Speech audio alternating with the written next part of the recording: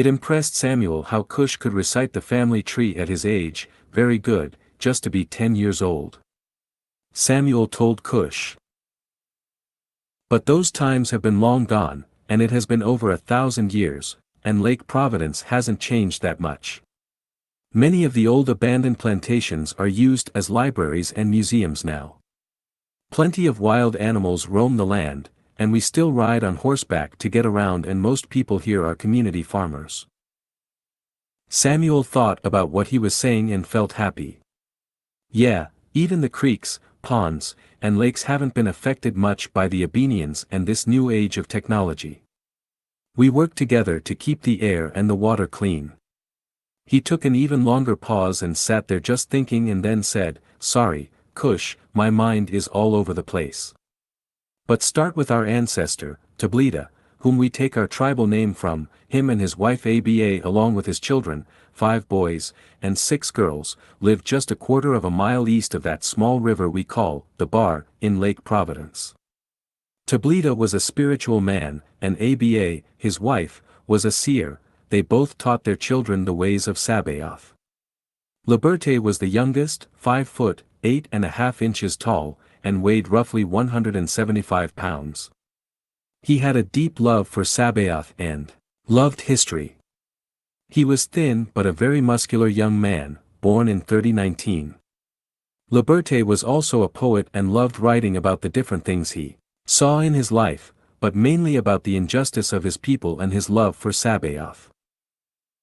One night when he was 16 years old, he took a long walk alongside Lake Providence because he couldn't sleep. Sitting down at the lake, he looked across it, looking at the fish jumping, and said, "Fishin'," so he took out a small flashlight and began to write. We as humans are all brothers, doesn't matter the color or creed. It's love that we need. Do I have to repeat it? We all are brothers. There are many that hate, there are many who dispute who's the greatest. To me, it's not about color of skin, type of kin. Your decision on religion, it is surely not about politics. It's all about the Almighty. And searching for Him is like fishing.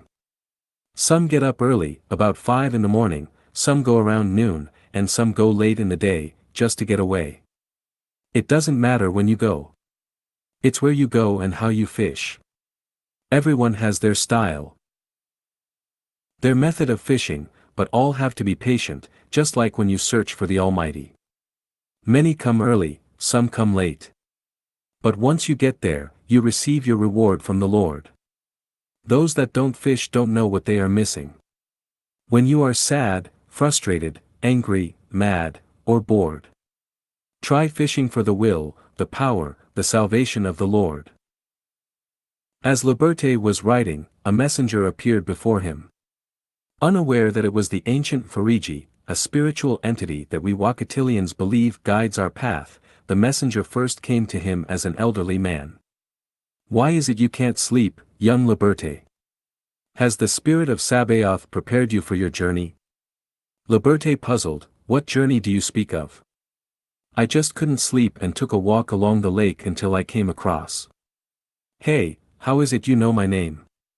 Liberte asked as he put up his notebook and gathered his thoughts as he stood up. The messenger continued, the spirit of King Solomon is upon you.